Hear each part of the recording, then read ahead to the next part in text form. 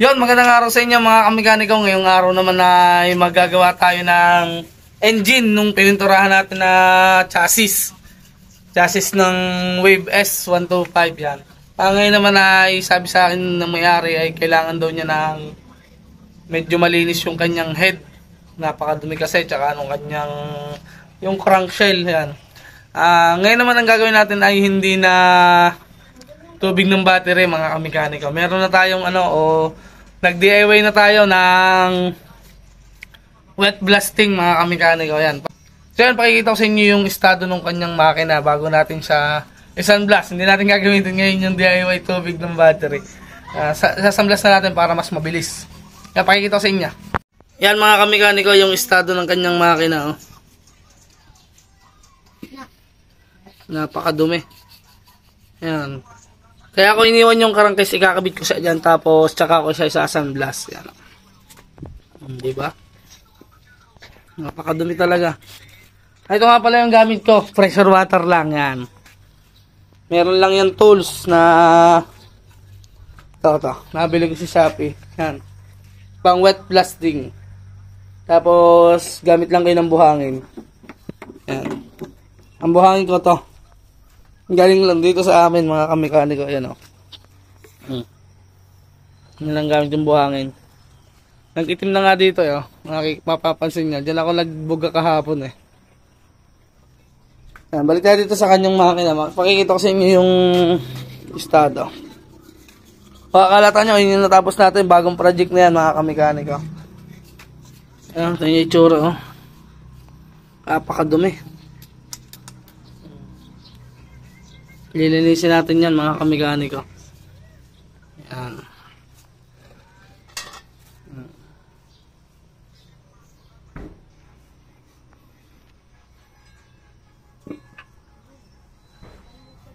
Yan, kakasalang natin yung wet blasting mga kamekaniko bago natin siya bugahan.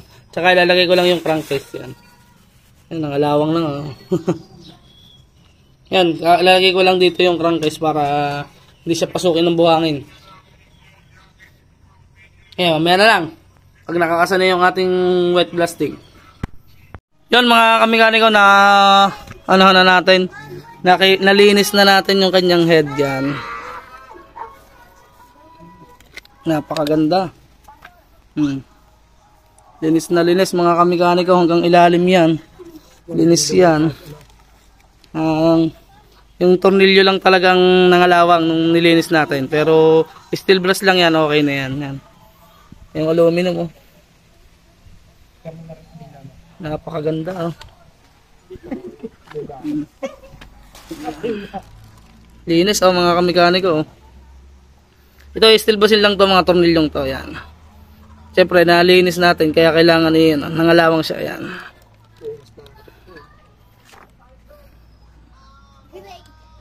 Yan, bubugahan na natin yung kanyang, bubugahan muna natin ito ng primer. Ito pala, kanyang cover. Yan. Ito yung crankcase na tanggal na natin. No? Malinis din naman loob yan. Yan. Pipinturahan muna natin siya ng surfacer primer. Yan. Ito, nabili ko sa bayan. Ito yung ginamit din lang natin doon sa chassis. Ito lang yung ginagamit ko mga kamekaniko. Pero all goods na yan. Yan, meron lang akong thinner dito na natira. Yan. Kulang 1/4 yan oh. Lalagyan lang natin ng kung gaano lang karami yung thinner. Tansyahin nyo na lang. Pero kung meron ko yung lagi kong mga sinasabi, mas maganda talaga may timbangan. Yan, para pantay na pantay. Yan, meron tayo din ng thinner. Tapos ganoon din lang karaming gagawin natin. Tapos kung gaano karami are, i-divide nyo lang sa 3. Ganoon naman karami are. Aring ating primer catalyst yan. Di-divide nyo lang sa 3 kung gaano karami. Yan lang. Tama ba? Di-divide. Basta ano nyo siya. Tawag dito. Kung magari tatlong takal, edi isang takal lang na rin. Yan. Para madaling sabi. Yan lang, nahaluin lang natin mga kamekaniko. Tapos bubugan na natin dito sa dalawang crankcase. Ito lang naman yung gagawin natin. Tapos bubuuin na natin yung Wave S na to. Pakikita ko sa inyo yung result nito. Yun lang. Halo muna tayo at bugan na tayo. Yan, nakapaghalo na tayo ng primer ha. Bubugahan na natin siya ng first coating ng primer. Lagi ko namang sinasabi sa inyo mga kamekaniko, pag magbubuga kayo ay huwag nyong bibiglain para hindi siya dumulas.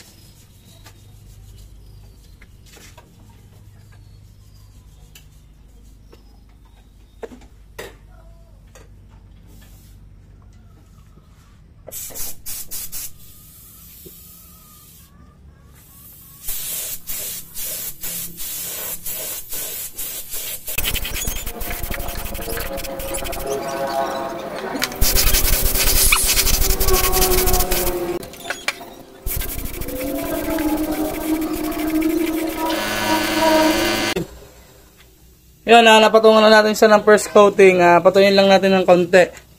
At siguro mga 1 minute, mga ganun. 60 seconds yan. Tapos bago natin patungan ng second coat. Yan. Okay, patungan lang natin siya, patuyin lang natin siya ng at least 1 minute. Yun, napatuyo na natin ng 1 minuto. Pwede na natin patungan ng second coat, mga kamekaniko. Medyo kakapalan na natin.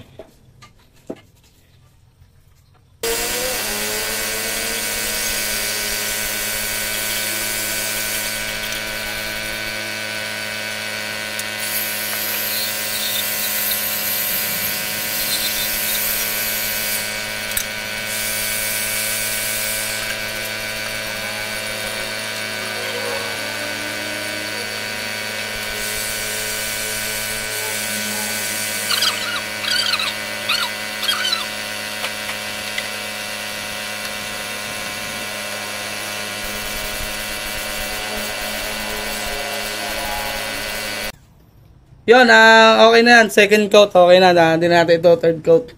Makapal na naman yung binuga natin doon sa second coat. Kita nyo naman, kislap na, diba? Patutuyin lang natin to almost siguro mga 1 oras. Basta matuyo siya. Yung tipong hindi nababakit yung kamay nyo bago nyo lihahin ng 1000 grip o 800 grip yan. Tapos pagkaliha, di pa patungan na natin ng base coat. Hintayin nyo na lang pagka natuyo, lilihain natin. So yun, bugaw na nga natin. Naliha ko na rin mga kamekaniko. Natapos na natin lihahin din ng pino. Ngayon naman ay gagawin natin na ilalagay natin ng kulay itong kulay. Lalagyan natin ng kulay green tong Honda. Yan. Ito yung taklob. Bubugahan muna natin yan. Tapos, yung iba kasi ang ginagawa, binubugahan muna ng base coat tapos lalagyan na lang nung wala kasi akong panlagay magdi-DIY lang tayo, pakikita ko sa inyo mga kamekaniko. Pag wala kayong hiringgilya, pwede ding hiringgilya pero may nabibili talagang panlagay yung maliit. Wala tayong ganoon, ni hiringgilya wala tayo, kaya magdi-DIY tayo, tuturuan ko kayo. Pipinturahan ko muna ng kulay green bago natin siya i-base coat ng tawag dito ng gun metal gray. Pinturahan muna natin ng green. Tsaka ito nga din pala mga kamekaniko, pipinturahan din natin to ng green, yan, kanyang takip. Ito. Natapos na rin natin siyang primeran, tsaka nalihan na rin natin ng 800 grip. Yan. Balikan ko kayo pagka nalagyan na natin ng kulay green to. Yan mga kamekaniko, nilagyan ko nga pala siya ng harang. Lalagyan nyo ng harang na tape. Yan. Tatanggalin natin, pakikita ko sa inyo. Pagka natanggal nyo mga kamekaniko, kailangan lihahin ng kaunti. Lilihahin natin. Tanggalin ko lang. Ganito na yung itsura niya pagka natanggal yung kanyang tape. Yan. Siyempre, diba may excess yan. Liliyahin natin yan ng pin ulit. O 800 ulit para matanggal natin yung green. Tapos may ilalagay tayo dyan sa pagitang yan, sa loob niya, para pag pinutungan natin ang base, hindi na siya matatakluban. Yan, liliyahin ko lang. Update ko ulit kayo. Natin mga kamekaniko, yan, make sure nyo lang na malinis. Meron tayong sabon dito. Ano ba to? Alert? Basta kahit anong sabon, yan, lagyan nyo lang. Lagyan nyo lang yung loob.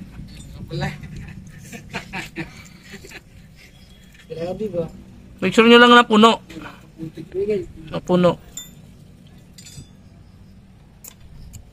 DIY lang to, DIY.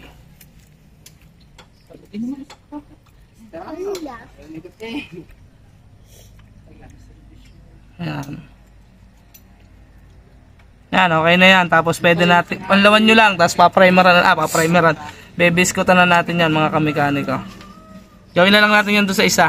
Yan. May sabon na. Hindi mo palang mapandar. Gawin na lang natin din eh. Sabi mo hindi mapandar. Okay. Yan mga kamekaniko, pagka may sabon na siya, bago nyo punasan ng todo ay patuyin nyo muna para hindi siya madala.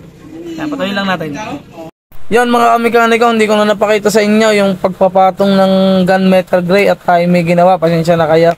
Ayan, meron na yan sabaw, napatungan na natin yan. Ang gagawin nyo na lang diyan ay tatanggalin nyo ng tubig yung sabaw. Dahan-dahan lang para hindi siya sumama yung pintura, yung pinuntura nyo, yung pinatong nyo. Basta dadamihan yung tubig, ilulubog nyo siya sa tubig para matanggal yung sabaw. Yan, pakikita ko sa inyo yung isang nalagyan na natin. Yan, ito na yung itsura niya mga kamekaniko. Yan o. Pagka medyo mahirap tanggalin, yun yung kukut-kutin ng kaunti para hindi siya mana. Basta dandahan lang, yan o. Yan ang itsura niya. Pero, tatapkutan na natin to mga kamekaniko. Yan. Hindi ko na napakita sa inyo kung paano magbuga ng prime, gray. Kasi nag-overhaul tayo nag-overhaul tayo ng HD3. Nambugan na lang natin to ng top coat. Pwede na natin bugahan ng top coat to mga kamekaniko. Alright, buga na tayo. Ang gamit nga pala natin top coat ito lagi. Ayan, nakikita nyo naman to. K92.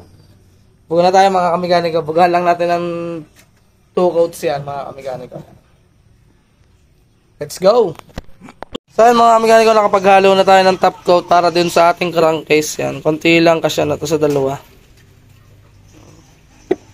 Buga na lang natin to.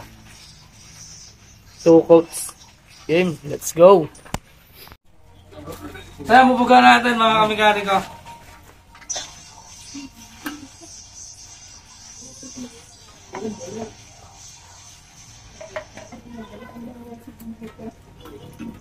Malalaglag. Hilipat natin. Yan sa loob.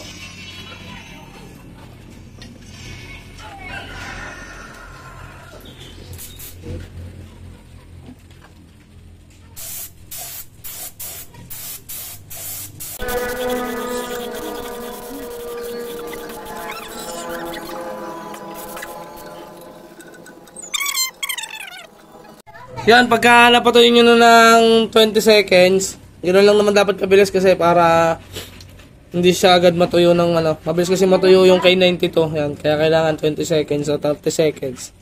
Bago nyo patungan ng second coat. Yan, okay na tayo dyan. Patungan na natin.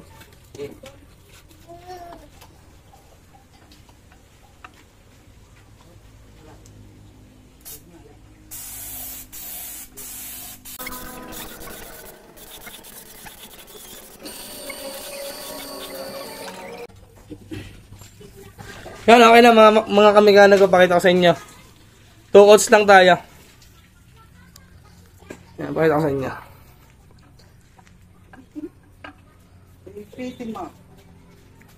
Diba, napakagantab na niya sa 2 coats. Napakaganda na mga kamekaniko.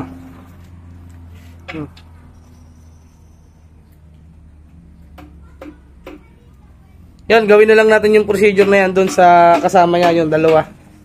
Yung isa pang crankcase tsaka yung isa pa. Gawin na lang din natin doon. Let's go.